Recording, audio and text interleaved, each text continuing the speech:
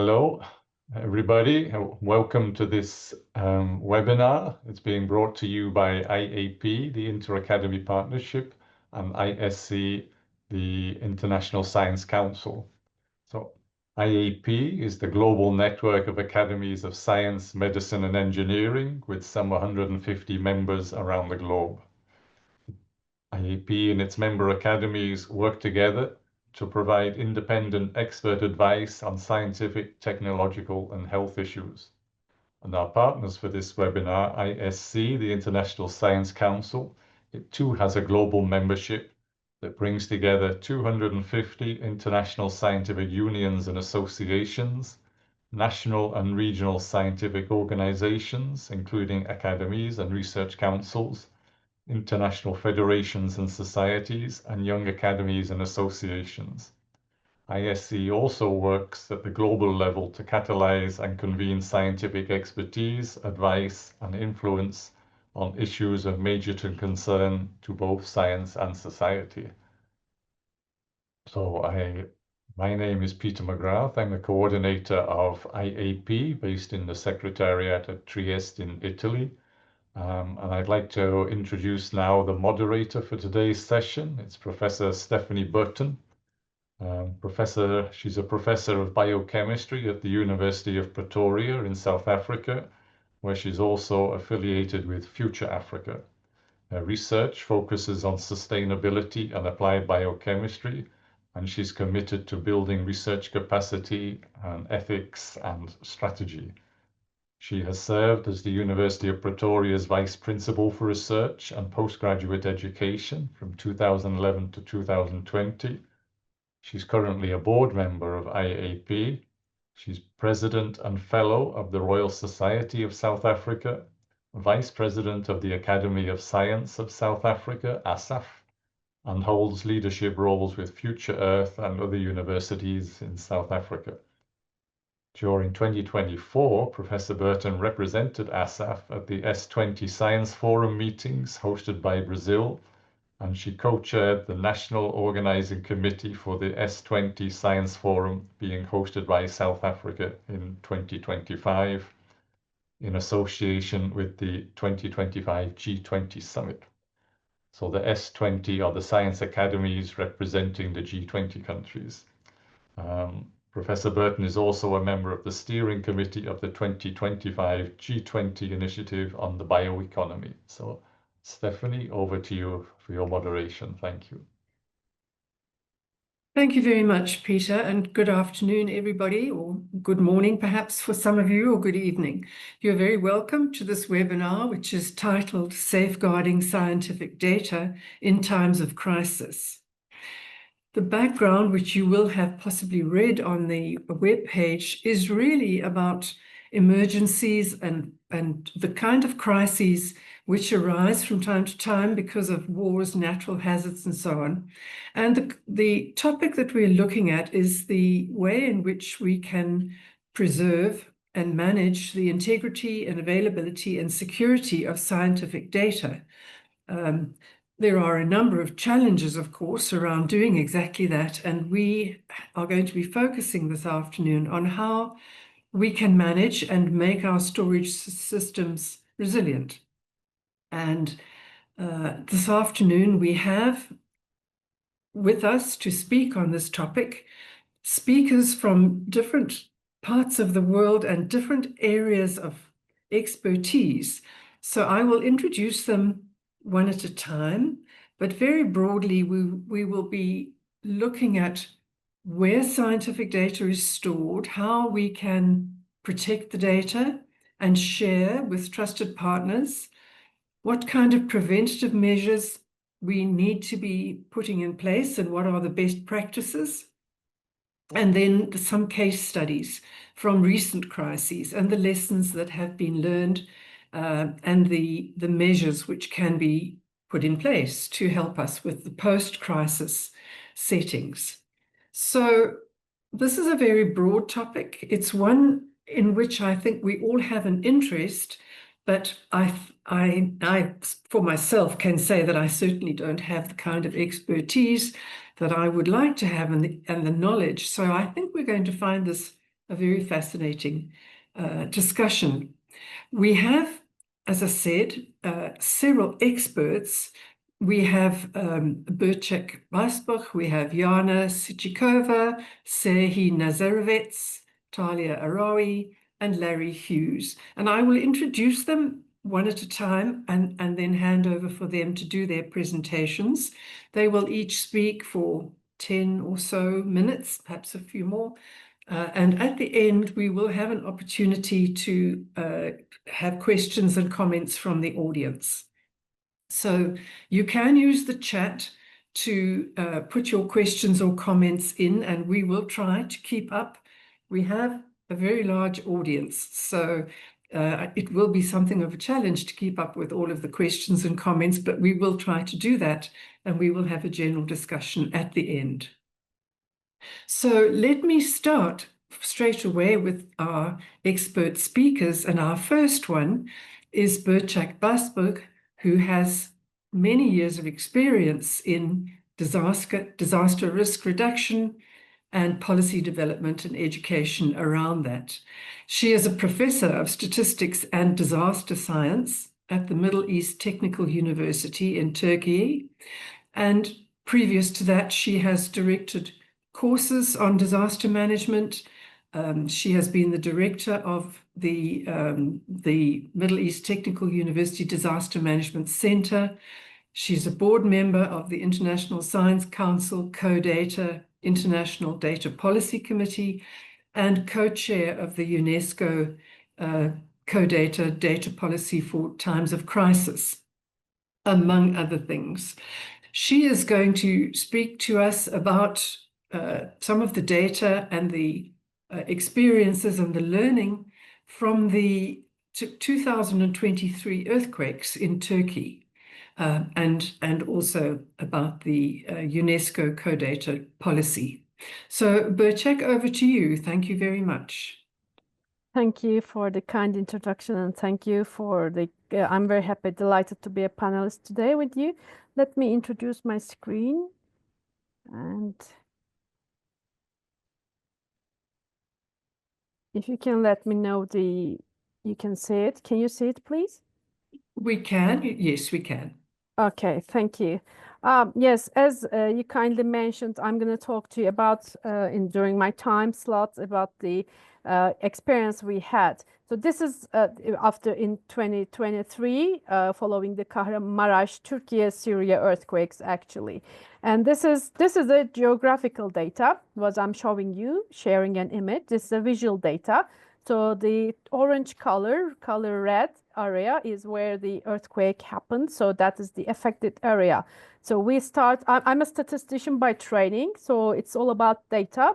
But our job as scientists to create a link between the what is produced in science to turn it into policy so that it can be useful at the end of the day for the end users, which is the community. So when you work in disaster management, disaster and emergency management, we actually we aim to serve the needs of the community, and data and science is a very good tool to be able to achieve it. That's another graphic figure that shows the earthquake hazard map of Turkey, where the color red indicates the active fault lines, and most of the time in the history, the devastating earthquakes occurred along these fault lines. And the last one, if you can follow the cursor in my hand, this is the location of the 2023 earthquakes. So this map has been produced by scientific data via different stakeholders and collaboration of the different universities and scientists. And this map, which has been produced by scientists based on data, so that this is I want to emphasize it to show the cruciality of the data. This has been produced by scientists and used by the decision makers, policy makers, for planning purposes. So disasters and planning development needs data. And this is another picture showing the seismic activities in the region following after the earthquakes. And this is the fault fault rupture, another graph, another data, visual data, which shows the location, the segments of the fault lines, the name of them, the age, the lateral slip. So everything related to that fault line which caused the earthquake. So that's another data. That's why we need data, why we need to work with data, how we use the data, keep the data, reuse the data, share the data, is the list of the earthquakes in the region. So there is a timeline starting from BC coming to 2023, the recent one, and the location, place of the earthquake, another data. So that's again geographical data and historical data which we can use. We need to know as scientists and researchers and academia people to suggest some policies for the decision makers. And you can see it is never at one single location, and there were series of them affecting both today's Turkey and Syria, Antakya, Aleppo, Damascus, Antep, so which is a province. So that's a regional. So disasters, so we need local data that shows, that table tells me from naked eye is we need local data, but it will have an impact at the regional level. So everything needs to be set up on this.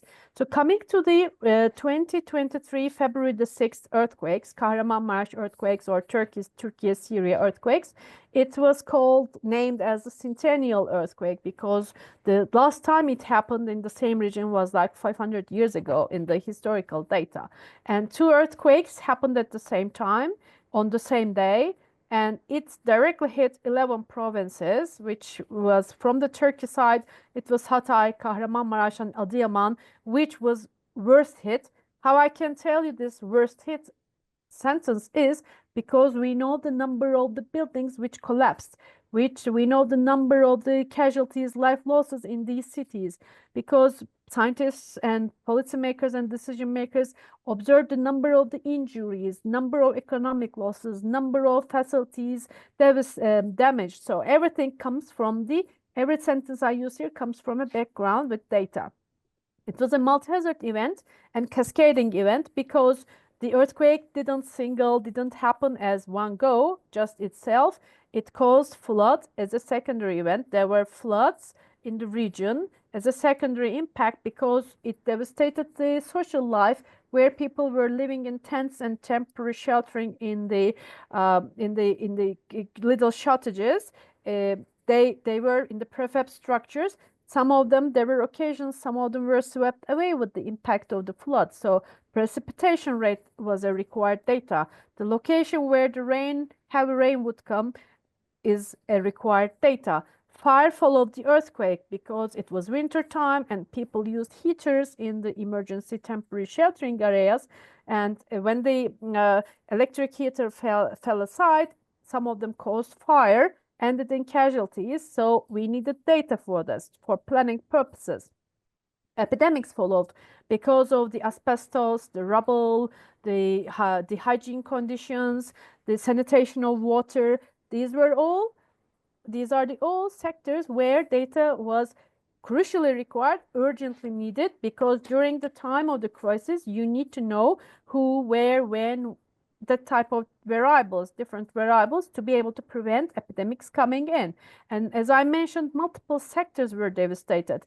If a disaster strikes or there's an emergency, it doesn't affect only one sector. It affects several sectors, from production lines to infrastructure, from import-export figures to environmental issues, from public health to reconstruction sector, from education sector to legal sector. So you need sectoral data, which is one of the lackings from my past experiences.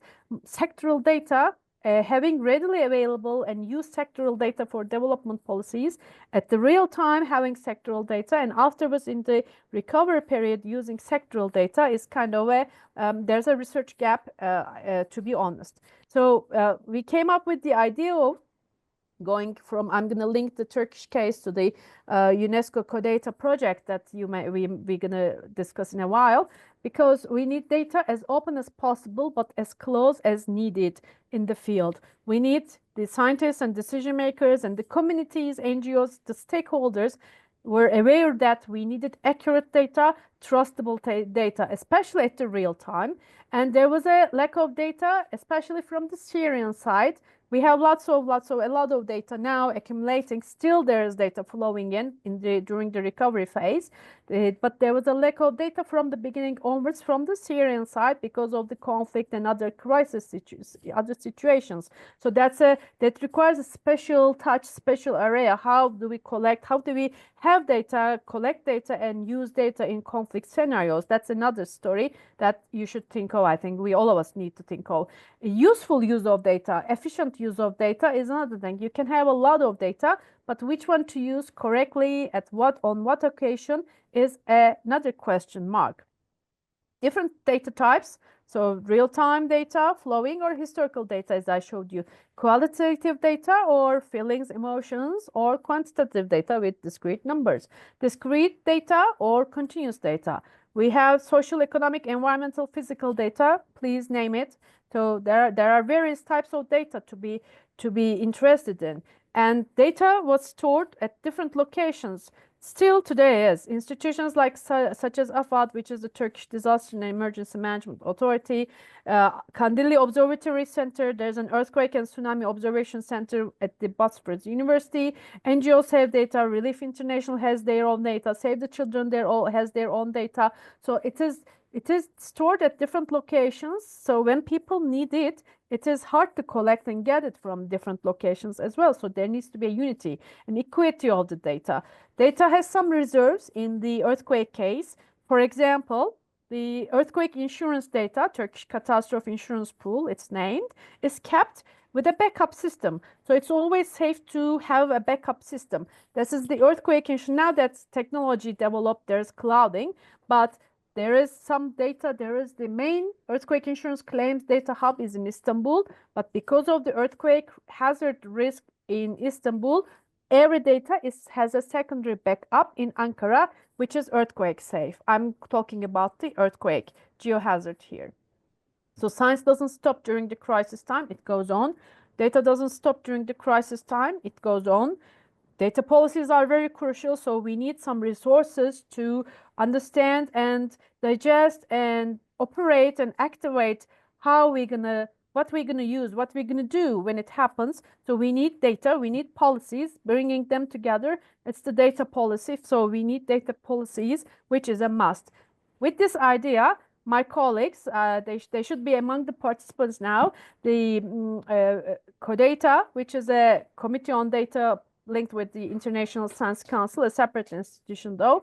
And under CODATA, there is International Data Policy Committee, which I'm proudly being part of past 3 years or so. So the idea came, and it was there, but that's kind of this earthquake and other pandemics, starting from COVID and having the earthquake experience, it came to a level like data policy is a must. We should have this. So we came to the road with this idea, and it's going to be paved. The road was paved by several meetings, regular meetings, with lots of discussion among the stakeholders. And now it's going to be launched officially in the first week of June in UNESCO provinces in Paris, and it will be simultaneously introduced at the global platform of UNDRR in Geneva. So data policy for times of crisis, because there's a huge need of, as I mentioned, whatever I said in the previous slides, please think of them. So that was very crucial. So we prepared documentation. There are basically 3 documents, which you're going to see in the next slides, but basically the fact sheet, the checklist, and the guidance, the policy documentation. And we prepared this with a global consultation among the working group, core group, and then opened up for the global consultation back in December 2024. In January 2025, we held a workshop. We facilitated a workshop where we brought, like this, similar to this meeting, brought different participants from different backgrounds to share their ideas to improve the documentation. And if you look at the Google and CODATA IDPC and look for our documents, these 3 documents are fact sheet for developing data policies for times of crisis facilitated by OpenScience, which was published back in 2021 by UNESCO. Guidance for the development of data policies for times of crisis facilitated by OpenScience, and checklist to bring them all and have the ticks at the end of the day for the users. So basically how the documents look like is this in this graph.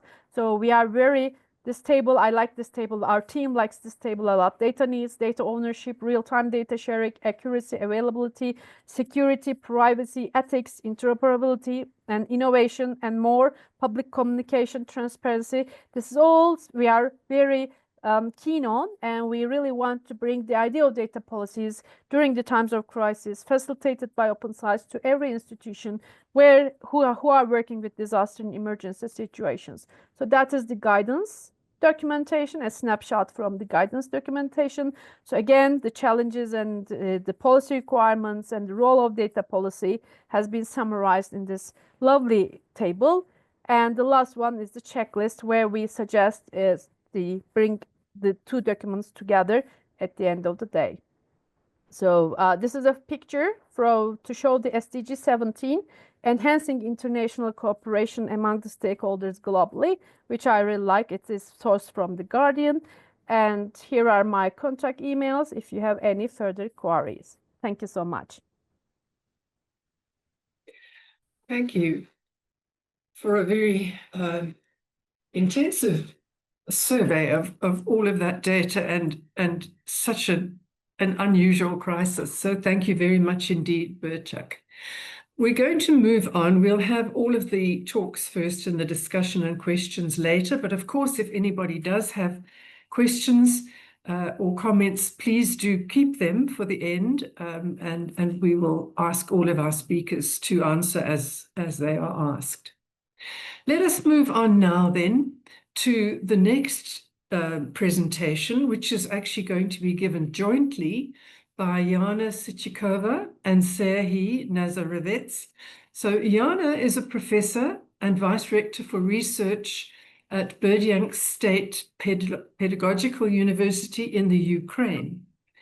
Her scientific work is in material science and semiconductor physics, but she also has an interest in the ethical and practical dimensions of artificial intelligence use in research, and she's an advocate for responsible open science. She has played a leading role in digital recovery and institutional resilience in her university, which was displaced from the occupied city, and her research increasingly addresses crisis-affected higher education, data ethics, and the integration of the care principles, which I'm sure she is going to explain in her talk. And then Serhiy is a senior researcher at the Boris Grodchenko Kiev Metropolitan University, also in the Ukraine.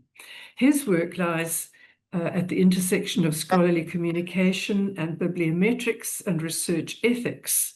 So he's an expert in scientiometrics, and his research is focusing on the importance of transparency and accuracy and ethical standards in collecting and using scientific metadata, and also an interest in how crises impacts the flow of knowledge and the creation of new challenges for data governance.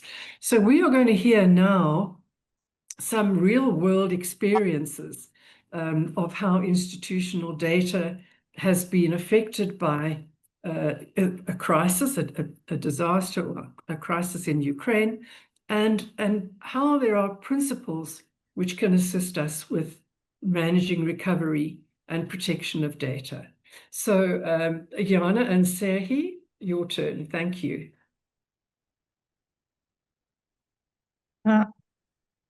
One minute.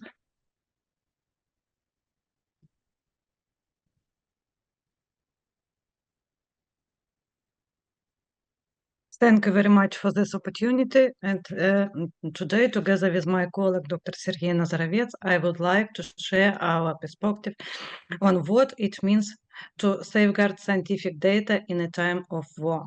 I will begin by speaking the experience of our university. Then Serhiy will continue with an ethical and conceptual framework for managing sensitive data. Finally, I will return with specific example of how we are implementing these principles. So I am Vice Rector for Research at Britansky University, and before the war we had over 5,000 students, academic buildings, dormitories and modern laboratories. But we also had something more, a long and rich history. Our institution is almost 200 years old. We built a collection of rare books and created a digital repository to preserve and share our academic legacy. But nothing could prepare us for what came next. On the third day of Russia's full-scale invasion, the Berdyansk was occupied. During occupation, we could not access university buildings and worked under extreme conditions. Eventually, we had to relocate to the university, taking only our official seal and funding documents, leaving everything else behind. But the real challenge wasn't office space. Our academic community has become scattered across Ukraine and beyond.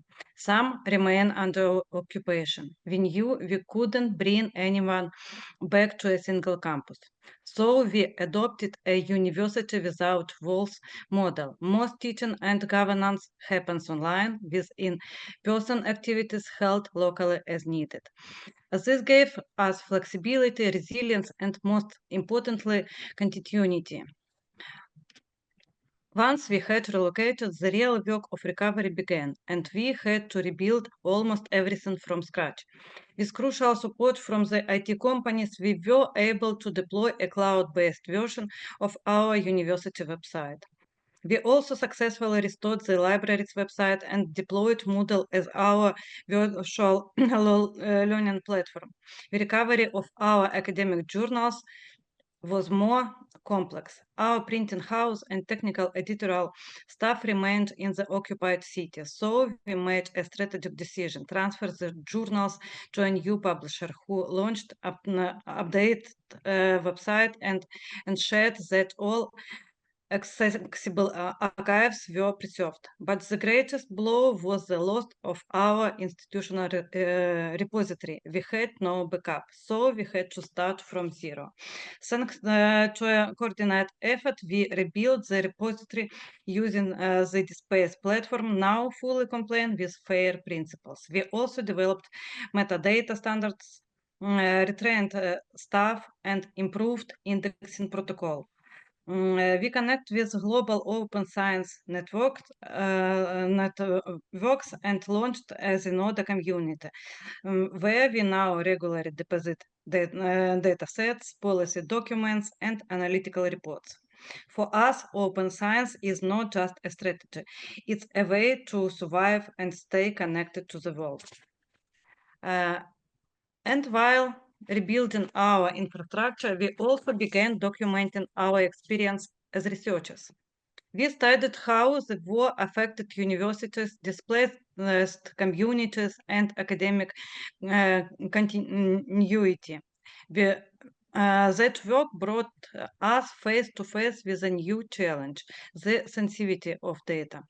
Interviews with people in occupied cities revealed trauma risk and institutional vulnerabilities, stories that couldn't simply be made public. We realized not all data is neutral, and not all data can be shared. And that's where I'll now hand over to Sergei, who will explain how to adapt the CARE principles to wartime realities. Please, Sergei. Thank you, Yana. Yes, and now I would like to continue to talk about how we manage scientific data during war and why we must think not only about technology, but also about people.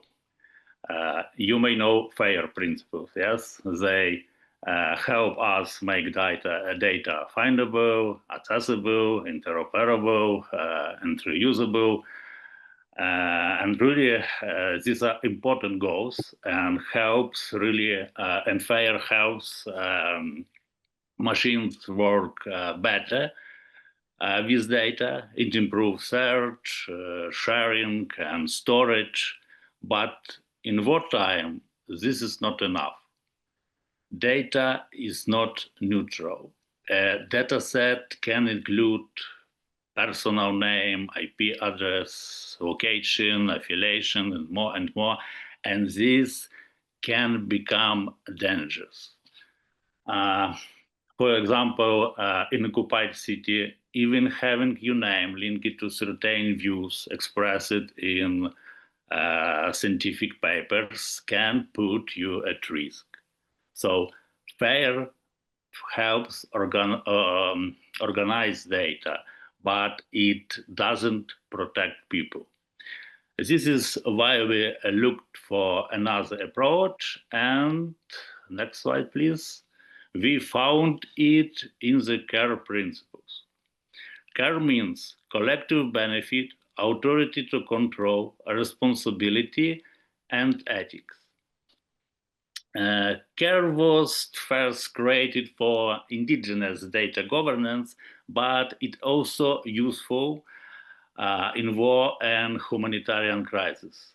While FAIR is about machines, CARE is about people.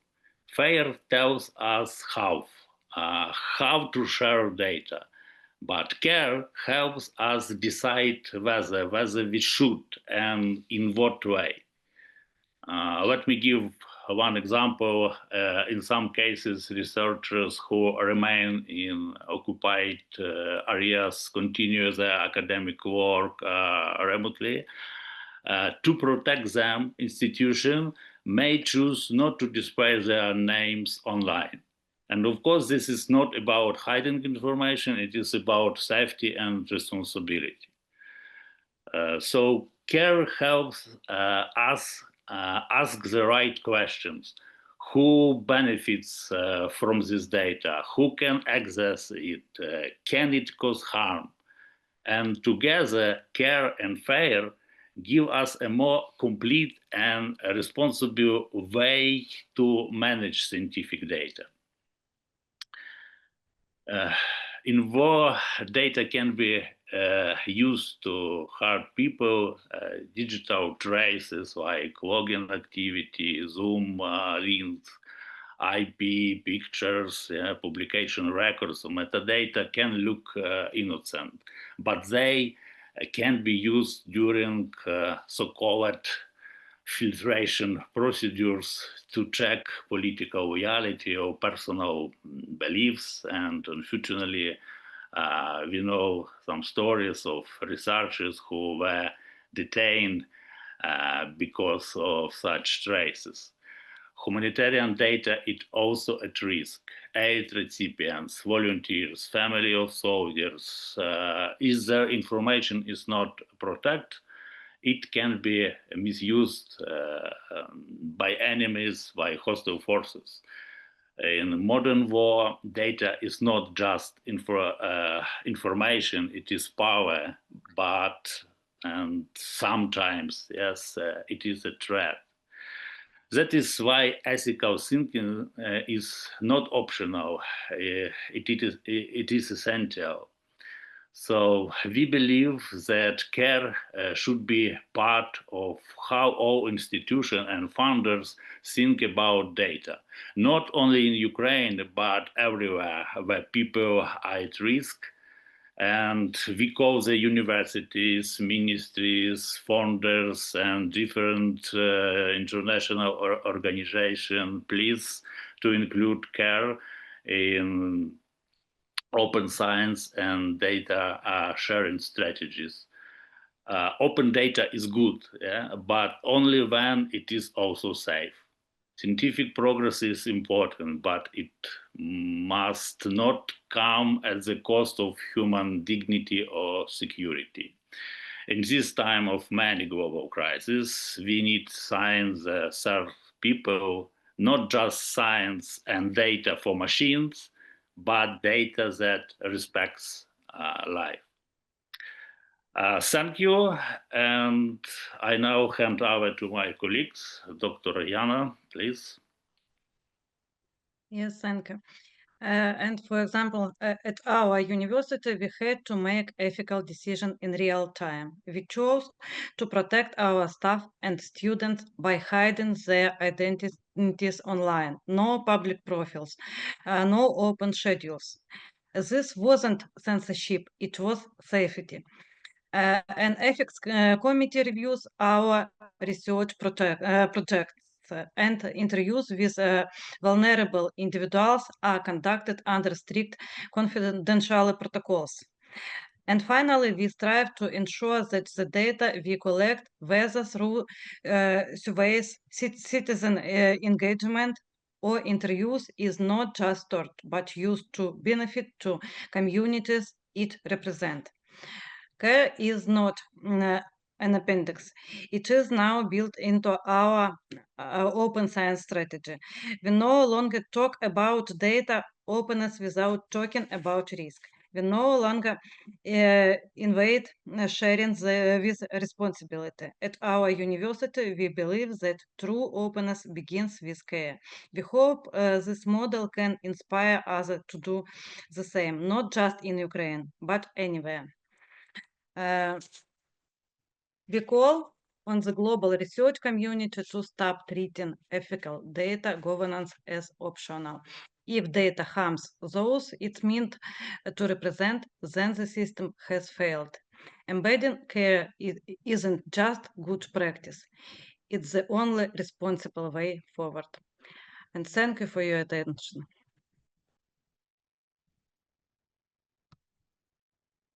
Thank you. That was an amazing and very powerful presentation. Thank you for the comprehensive nature of it. And it certainly does make one think just what your experiences must have been and continue to be. So thank you very much, both of you, for that presentation. We are going to move on now to our next speaker who is Talia Arawi, who has expertise in philosophy and bioethics. She founded the Salim El-Hos Bioethics and Professionalism Program at the American University of Beirut in the Faculty of Medicine and Medical Care in the Lebanon, and she has been the director of the program since its inception. This program is the first and only bioethics and professionalism program in the Arab region, and was recently announced as the first World Health Organization collaborating center for ethics in the Arab region. So Dr. Arawi is the first Arab colleague to specialize in bioethics, and she is also a clinical bioethicist. And she is going to talk about managing data during a time of conflict from her real-time and real-place experience. So thank you, Talia. Over to you.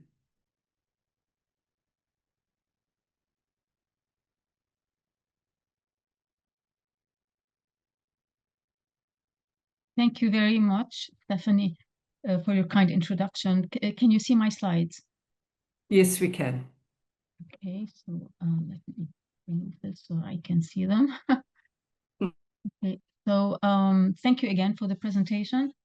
I'm going to talk about data, structured violence, and protracted conflict. And as you said, it's basically emanating from the fact that I am a person who has lived almost all her life in wartime. Recently also economic war, which is another form of structured violence. So very quickly, I have no conflict of interest. There's time limitation. There's so much to say, but I'm going to do my best to limit myself. I will not be referring or discussing any ethical frameworks, codes of conduct, etc., because I'm assuming that everyone's familiar with them, and if not, they are out there in the literature. So I will begin by defining structural violence, which in war in particular refers to the ways in which the social, economic, and political structures inherent or exacerbated by conflict cause harm, disadvantage, and limit life chances even without direct physical violence.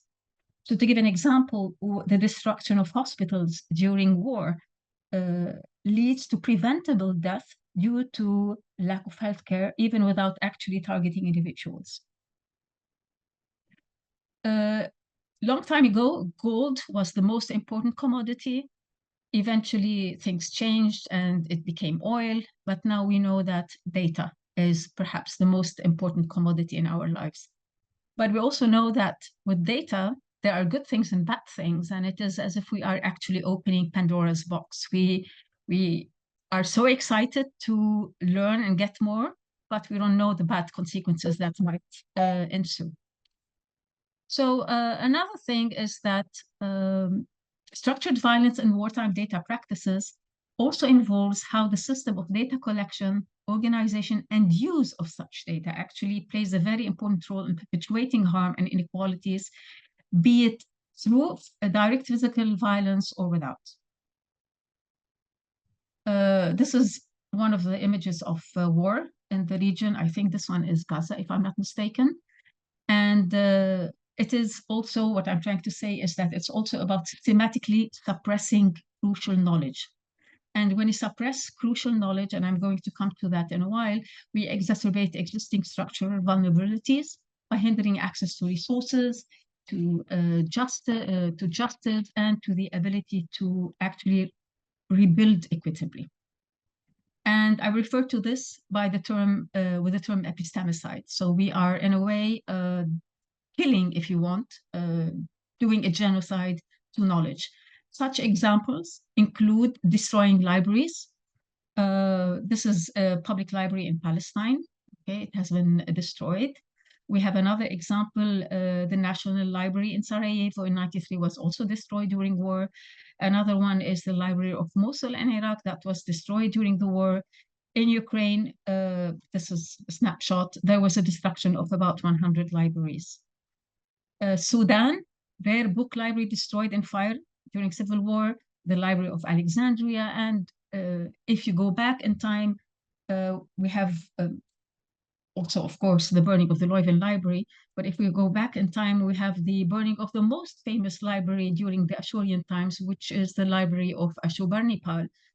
If I'm not mistaken, that's where the Epic of Gilgamesh, actually, the tablets of the Epic of Gilgamesh have been found. Now, another way of this destruction, actually, is targeting medical specialists. This is an example of someone from Baghdad University who was killed in front of his patients. Now, this killing is taking place, or this targeting is taking place with the help of AI. So AI, particularly if one is using a cell phone, we can locate that person and we can target that person, not we, heaven forbid, but that person can be targeted immediately. And the late Fisk, the journalist, once was quoted saying, university staff suspect that there's a campaign to strip Iraqi of its academics to complete the destruction of Iraq's cultural identity, which began when during the Baghdadi war, which means targeting knowledge is also a form of genocide. Assassination of more than 500 Arab nuclear scientists is another example. And recently, only a historian was also assassinated. So another example. Lastly, the archaeologist who looked after ancient ruins of Palmyra in Syria. For those of you who've been in Syria, it's a fascinating place, particularly the Palmyra. He was reported to have been killed by the ISIS. So again, destroying culture, destroying knowledge, destroying science. What I'm trying to say here is that attacking scientists, libraries, and knowledge system is not, and universities is not and ought not be labeled collateral damage, because it's not. And one of the fascinating books that refers to the destruction of knowledge, if you wish, is this one. I really hope you have the time to read it. It's a very interesting book and takes you to another world.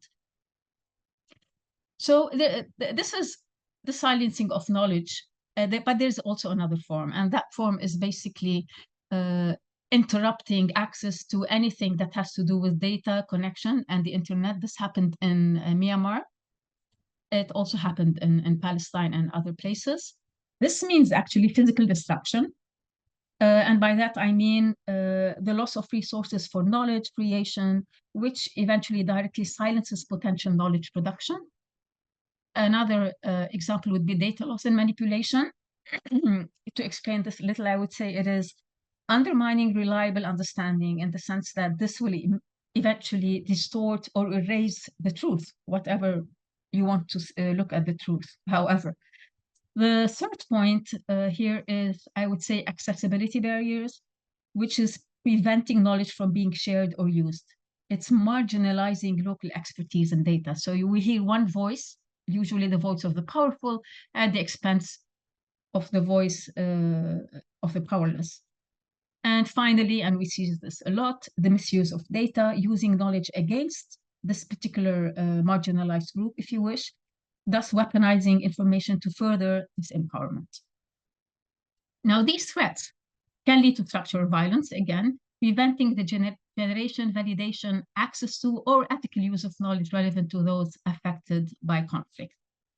One of the things that made a big commotion around us is when Al Jazeera was banned in Gaza, because it was reporting, interestingly, as Chomsky once said, media is the spokesman of the powerful. So we never know. Sometimes they're with this side, sometimes they're with another side, but that's not the topic of our discussion. But the thing is, if what happened is that this eventually led to a number of things, which is conflict and systemic disadvantage.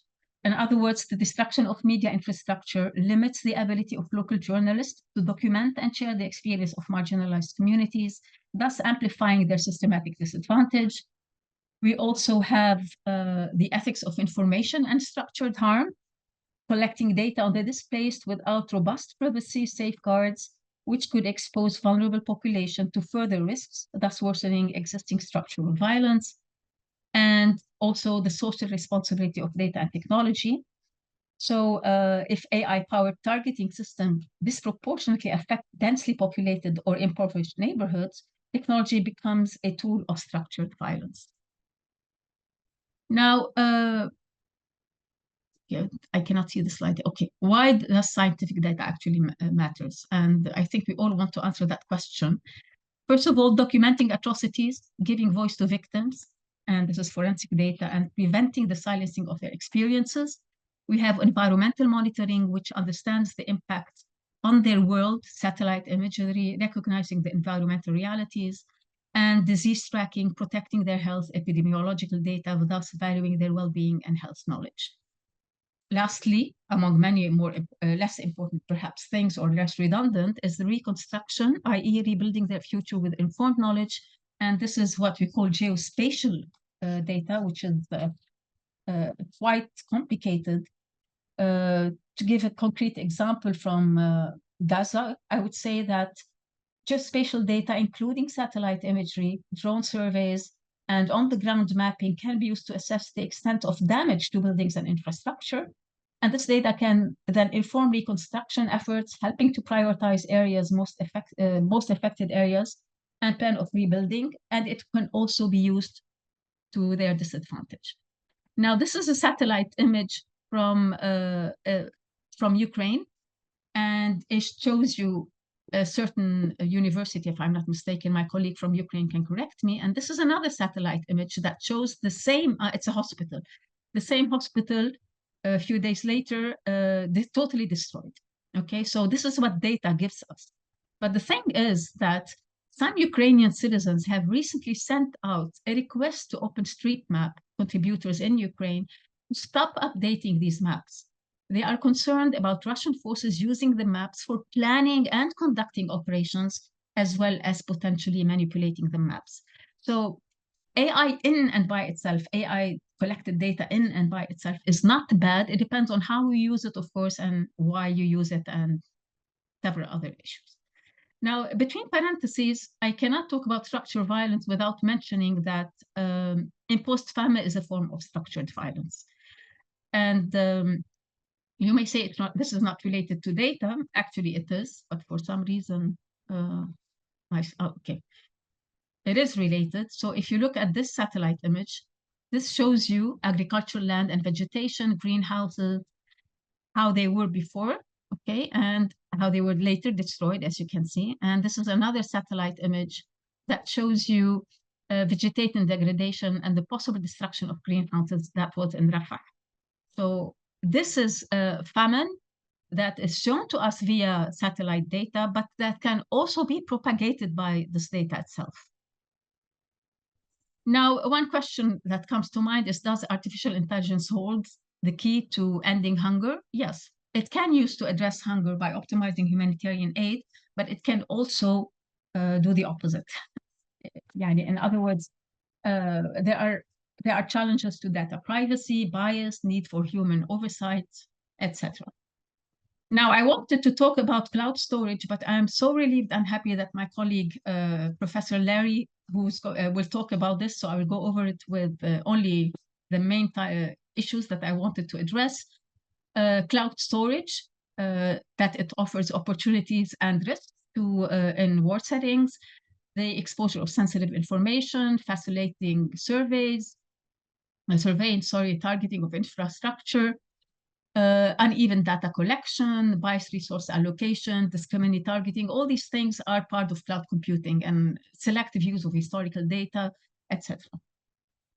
So this is a report from the Red Cross, and it shows that practices systematically disadvantage certain populations during and after conflict by shaping the information landscape and resource allocation, which is actually data-based. So that's why it is important to note that the hazardous nature of the data depends on its content and how it is used, as I said earlier on, not necessarily on cloud computing being the collection method. And as my colleague probably will discuss, cloud computing primarily provides the infrastructure for storing and accessing data. And this is where serious security challenges and conflict issues arise. Now, another example of the use of AI in wartime is what happened lately in Palestine. There was the creation, invention, and the use of an AI tool, Lavender, which targets civilians. Okay, another one referred to as the gospel is also another form of Israeli warfare, and this one tells the machine, the algorithm feeds in information when human beings are actually entering their homes, so that immediately they can be bombed. So come in, it's basically AI, and there's Where is Daddy. Actually, this is the one that targets families. That's another software specifically designed for destruction. And even if you look at artificial intelligence-powered weapons, instead of just watching in terms of surveillance, these surveillance tools are also used to kill. Recently, Microsoft admitted it provided AI for the ongoing war, and there are extensive contracts with cloud or AI services, Google, Amazon, Palantir, and several other major American tech firms, which are supposed to be here to help us live a better life, everyone globally as one human race, but apparently it's not happening. So the use is quite controversial, and there were lots of people rioting against this, no tech for apartheid, Amazon and Google, etc. I refer to unplugging certain countries from the net. So structural violence is about data practices that can either mitigate or exacerbate existing structural inequalities and harm. Now, the last part of the talk is about how to protect data counter structural harm. And there are a lot of ideas here. I don't want to spend a lot of time talking about them, but I thought about six main ones. The first one is robust data practices, which can mitigate structural violence by ensuring access, fostering inclusion, promoting ethical use, empower local actors, etc. The second one is digital preservation and backup. And this is by documenting infrastructure damage through secure digital archives, which ensures long-term evidence of the war's impact on its structural foundation.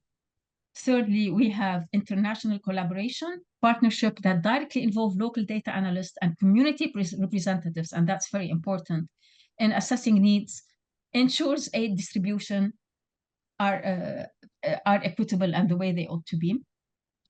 Third or fourth, ethical guideline protocols implementing strict data anonymization for health records protects individuals from potential misuse of sensitive information that could worsen their marginalization.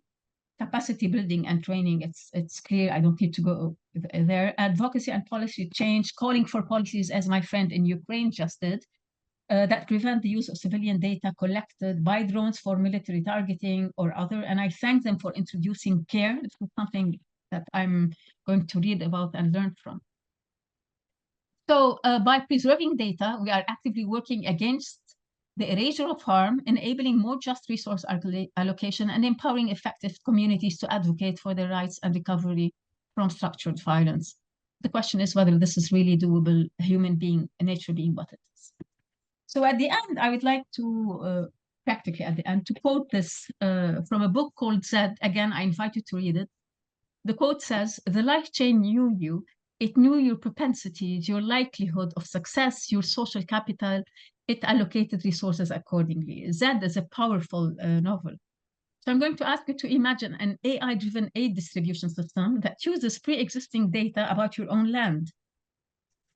If this data is biased due to historical inequalities or incomplete information resulting from conflict, actually the algorithm might allocate aid in ways that further disadvantage already marginalized communities, mirroring the unequal resource allocation in what that calls the life chain. Those who deviate from the algorithm's expectation, who exhibit what she calls the Z, unquantifiable human element, are seen as anomalies and potentially problematic. Interestingly, they also have an ethics committee. Another story altogether. But the main idea is that this devalues.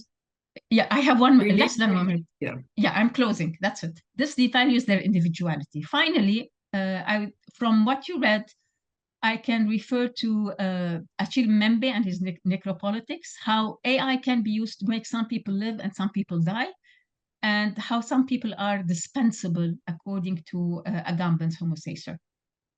There are key ethical challenges. They are everywhere in the literature. I'm not going to go over them, but I will conclude with one quote. Inequality resides not only in having or not having data, but also in having or not having the power to decide what kind of data is being generated, in what form or format, how and where it is amassed and used, by whom, for what purpose, and for whose benefits. Finally, it's not the case that all is fair in love and war. And I thank you for your patience. Thank you.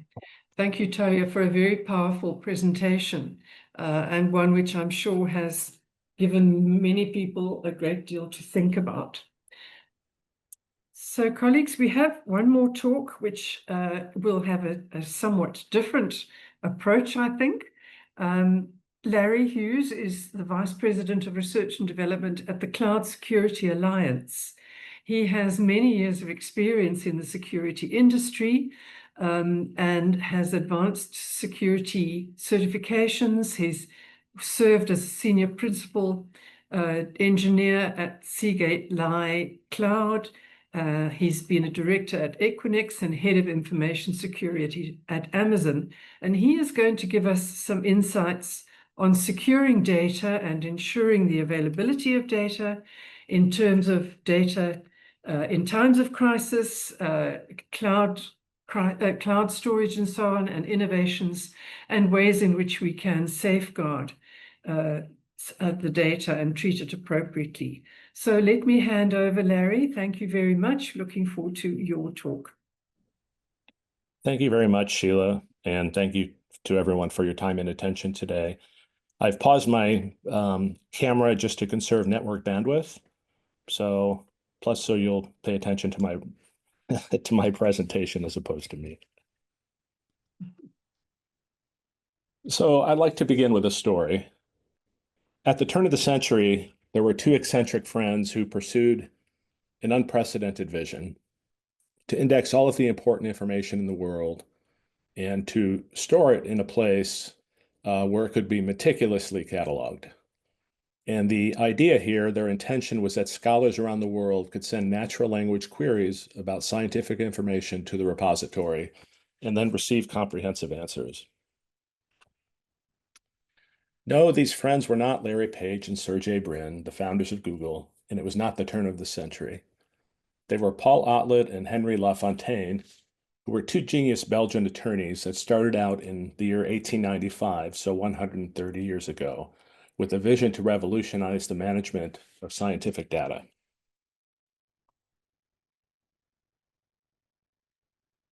They eventually created, with help, but nevertheless by hand, some 15 million index cards, like the one you see here, that cross-referenced every type of print media, including books, articles, images, press clippings, and pamphlets. Over 25 years, they built something called the Mundanam, which was a remarkable analog prototype for the modern web. The way that the system operated was by sending questions to the Mundanam via mail and receiving responses in the same manner.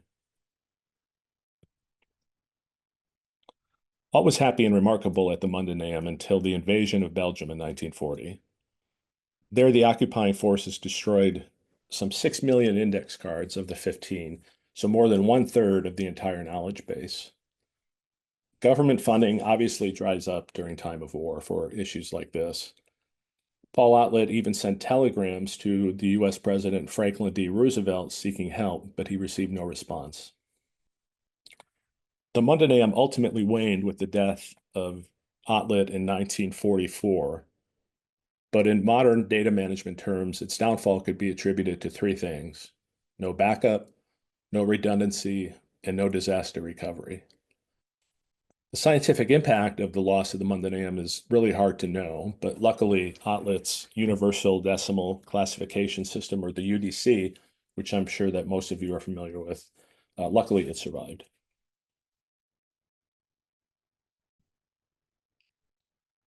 Today's solution to the data loss problem, of course, is cloud storage. According to a source, the Thales Group, it's estimated that over 60% of all corporate data is stored in the cloud. The estimated storage today overall is measured in tens, if not hundreds of zettabytes, where 1 zettabyte equals 1 billion terabytes. Here you can see some advantages and corresponding disadvantages. The one I really want to point out is number 3, loss of control.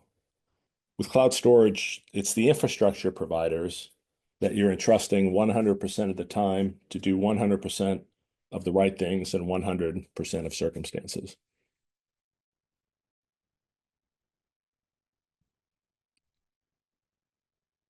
Speaking to a more recent era of history, since the 70s, the tech industry has defined the term security as what's known as the CIA triad, comprised of confidentiality, keeping data secret, integrity, keeping data unaltered, and availability, having it available when you need it.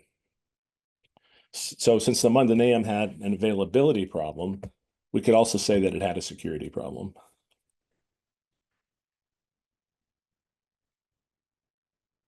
Here are some critical availability risks to storing scientific data in the cloud.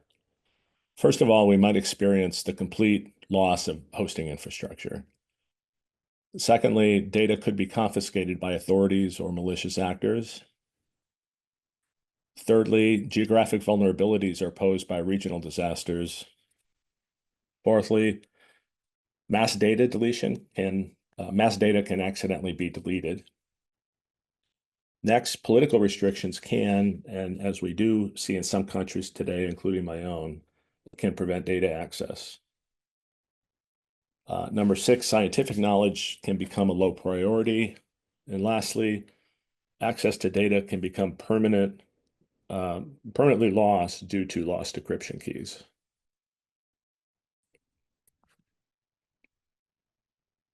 Now, in today's research landscape, effective data management requires both innovation and protection. By testing new tools on low-risk copies and maintaining local backups outside of the cloud and empowering scientists as data stewards, institutions can safeguard irreplaceable information. So this ensures that critical data remains secure during crises without hindering the technological progress that drives scientific breakthroughs.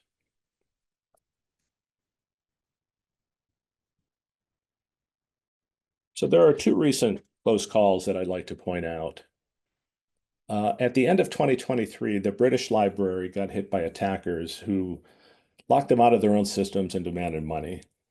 It was a total mess that lasted for months because researchers could not access much of the online catalog, digital collections, and even doctoral theses. They did eventually get their data back, but it took months. Next, a year later, the Internet Archive got hit hard by bad actors. They stole information about 31 million users and flooded the archive systems to knock them offline. This whole situation forced them to shut down temporarily, and there never was any guarantee that they would have been able to come back up.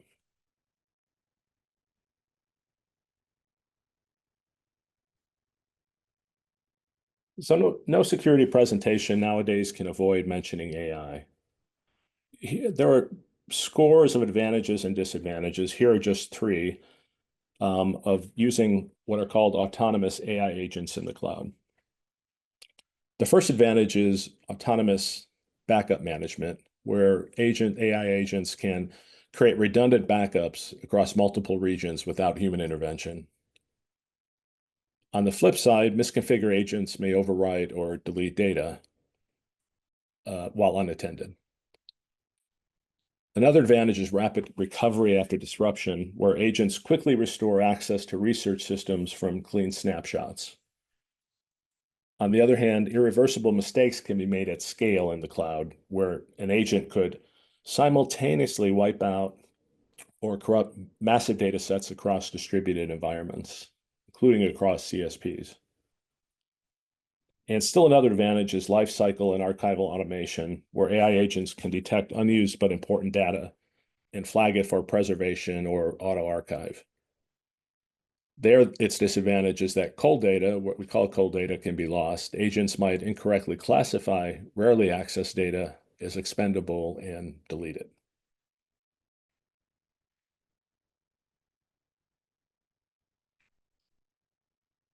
So in summary, scientific data is at risk even in the cloud.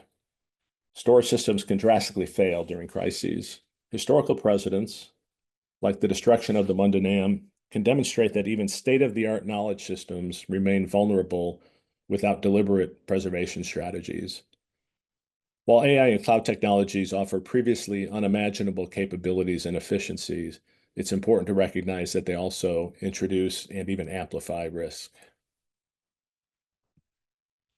So thank you very much. Thank you so much in all of these presentations, but that one, amazing. Thank you very much indeed. I'm sure the audience have many questions and many comments. I'd like to ask you, if you do have questions, to put them into the question and answer, and we will go through them now. Sorry, yeah, there we go. I'm just checking it. All right, so let us take the first question, and perhaps Larry, you might like to start, and then our other speakers might like to take up. The first question is from Alexandra in the Philippines, just saying, when disasters like war happen, how do you decide which data should be saved first? And then what about cloud-based data that can be accessed easily and might be used to fuel violence? Yeah, so first of all, data is, I hope I'm not contradicting any previous speakers here, but from a practitioner's perspective in the computer science industry, the technology industry, data is neutral. And so it's the problems it introduces or solves is really up to the people who have control of the data. Now, I understand that that's probably different in wartime, and some of the speakers have addressed that. But again, I'm just looking at it from a practitioner's perspective. And what was the second part of the question? Forgive me. About cloud-based data that might be accessed to be used to fuel violence or conflict. So let me answer that with another story, which is Sure. in 1986, I happened to meet the Dalai Lama, who is, of course, is a man of peace. And I was in an audience listening to a talk he was giving, and there was Q&A at the end. And he was asked a question, that he very humbly did not know the answer to. And so he scratched his head and said, I don't know, which of course made everybody laugh.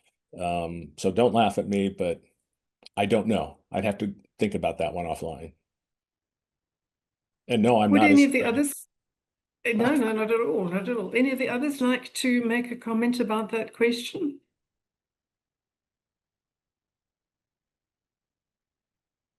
Maybe I try. Please go ahead. Yeah, thank you, Alexandra, for this important question. About what to say first, we focus on what is most needed for people to continue learning and working. Some official records, war records, research outputs or research data, but we will also think about what is hard to recover later, like rare archives, some personal stories. So we try to sell both what is useful now and what has long-term value.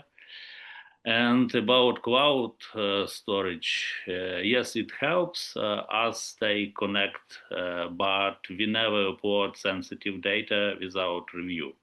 We ask who can access it and can it harm someone. If there is a risk, we encrypt or keep it offline. So the cloud must be smart and careful, and it is not just easy, but we try. Burchak? Hi, thank you. If I can just add on those, after the earthquake, there were still hard copy folders like archived all the building licenses, including signatures, who built building, like all the documentation of per building in the deeds office. So that building also collapsed, and it was literally, I remember, blue original classical folders. Only hard copies were available, soft copies were not available. So I strongly support that every data should be digitalized, definitely. So it took a while, like not to lose the data, the folders, classic hard copy papers.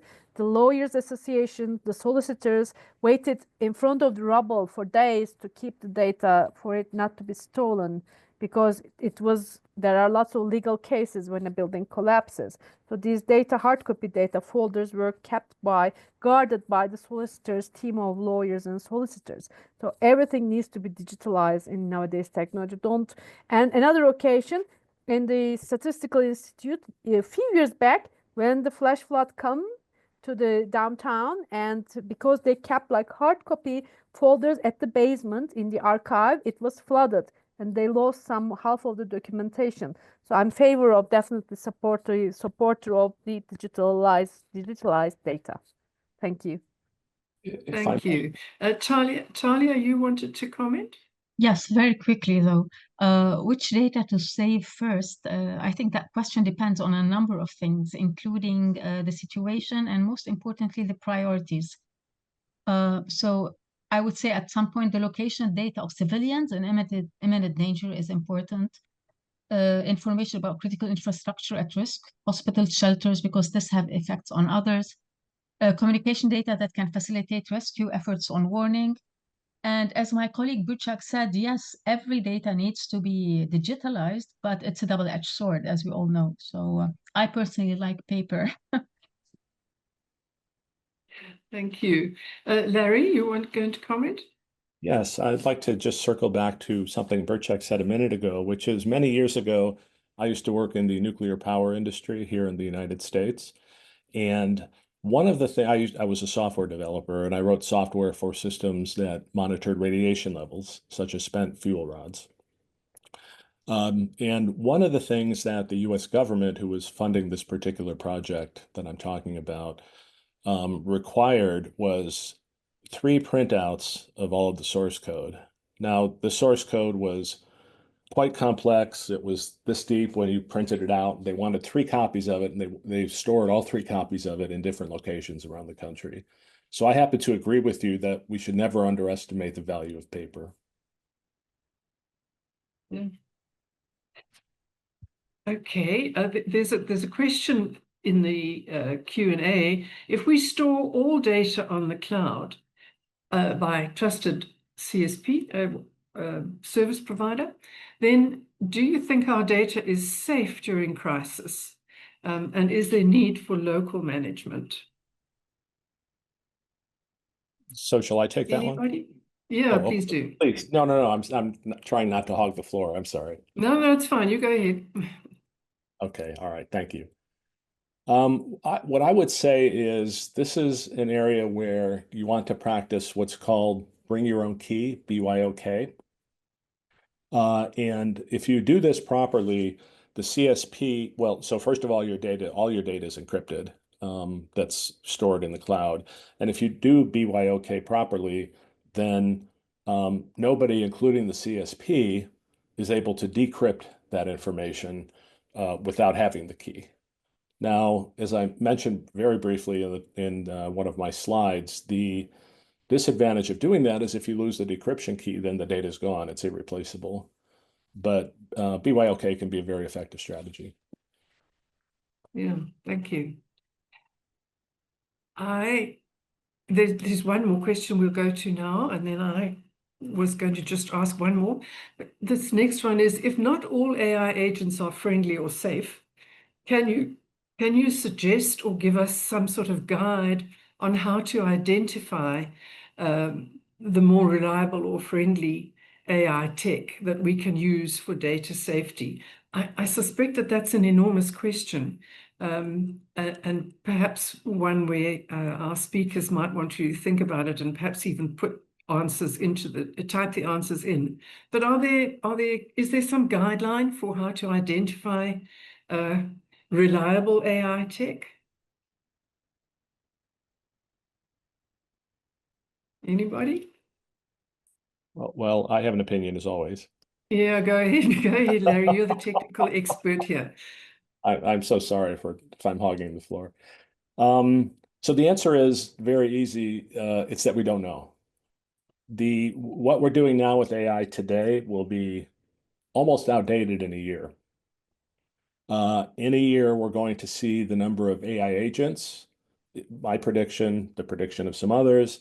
We're going to see the number of AI agents out there outnumbering the number of web browsers that we have out there. And so we have a lot of trouble protecting computers right now with web browsers, and wait till AI agents get loosed into the wild. We have not solved that problem yet. And I'm not even sure that the industry is thinking about that correctly yet. Thank you. All right. Peter's just put into the chat that there are UNESCO ethical guidelines on artificial intelligence, and they're on the UNESCO website. There is a link there. So that is at least some advice.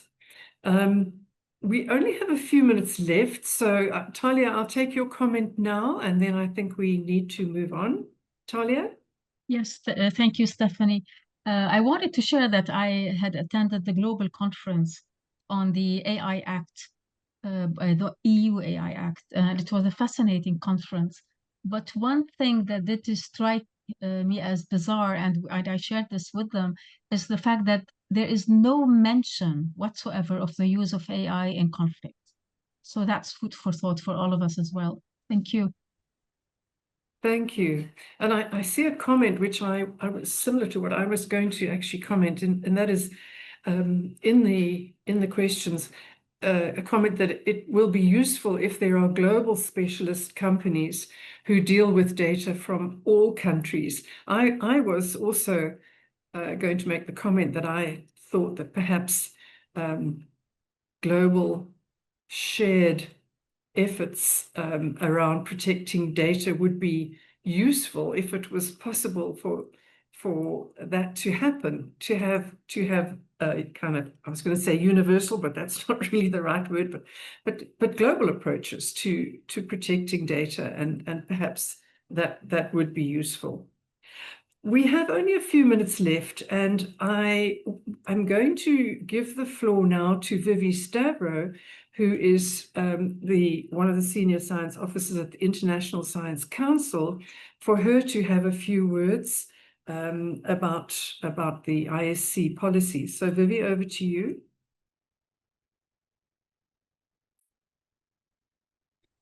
Hi, thank you, Stephanie. Thank you, all the presenters.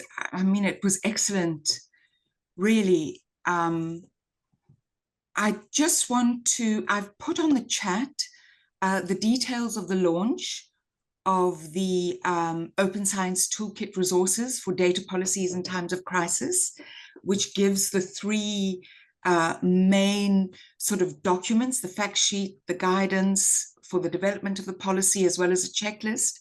I've also added a background document, which was an ISC report on protecting science in times of crisis, looking at the impact of crises on scientists and science systems, which also includes elements of around data. Just very quickly, I want to give some takeaways for me, in that generally, you know, interoperable, high quality data is not only important for real-time research during crises, but also such data provides real-time knowledge for easy to communicate information for crisis management and post-crisis recovery efforts. That's clear, uncontroversial. Our speakers, however, also gave us a broad context and voiced some cautions. And I just want to go over my ideas of those because I think they're important.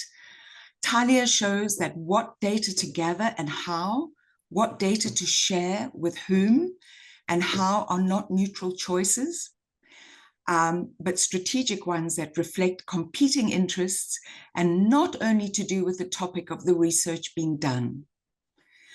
Research openness and collaboration are critical. However, as outlined by Jana and Serhi, when describing the application of the CARE principles, during conflict, issues of safety and protection are primary considerations. And those, of course, again, they compete with research interests at times, but those are our ethical boundaries. And I think Larry's closing comment sentence on his slides bears revisiting, that innovation needs to prioritize resilience. This is critical. Usually, you know, we forge ahead and the long, slow, more boring aspect of putting in brakes for resilience is ignored. And this is critical when we develop and when we select our data storage systems. So thank you, everybody, and please keep in touch with this. I'm looking forward to more work done in this area. Thank you. Thank you very much, Vivi. And so just to conclude, this has been a very eye-opening webinar, I think. We have heard common concerns and sentiments from our speakers and our audience from very different places and very different circumstances, but all of which are calling for ethical approaches to protecting data, informed approaches to protecting data, and whatever the crisis is that we consider, whether it's war or a natural disaster or other issues such as immigration and displacement and so on, the destruction of data is always a concern. And there's also, I think I've been hearing a shared concern about the use and the misuse of data that might be accessible. So when we consider all of that and put it all together, I think we have a great deal to think about, and I think that perhaps our speakers have given us a lot of questions to consider, as well as some answers and suggestions about how we should be going with all of that. And I personally am left with the very strong feeling that this management or use of data, both management and use of data, access to it, is one of the primary social responsibilities that we have as scientists. And we, as the global community of scientists, whichever organizations we belong to, I think we need to see this as a very key responsibility that we have, and that we should perhaps be continuing to discuss and continuing to consider in whatever our sphere of specialization and whatever our activities are. But as scientists, here we are with this enormous responsibility. And in closing, I would like to say, please do take a look at the comments that are there in the chat. There are some very helpful pieces of information and links. And as we leave this webinar, let us all give some thought to how we can play a part in that responsibility for managing information and data and protecting it in whatever our circumstances and whatever circumstances present themselves going forward. Finally, let me say thank you very much to each of the speakers. You have all given us very valuable contributions, and I think the audience's very positive comments illustrate how much we all appreciate your expertise and the wisdom that you have given us today. So the IAP will, as Peter's just said, collate those links and follow up with an email for everybody. But in the meantime, I'm sure we all have a great deal to think about. So thank you, our speakers, very much. And thank you very much to the audience for your participation. So thank you very much and goodbye. Thank you, Stephanie, everyone. Thank Bye. you. Thank you. Bye-bye. Thank you.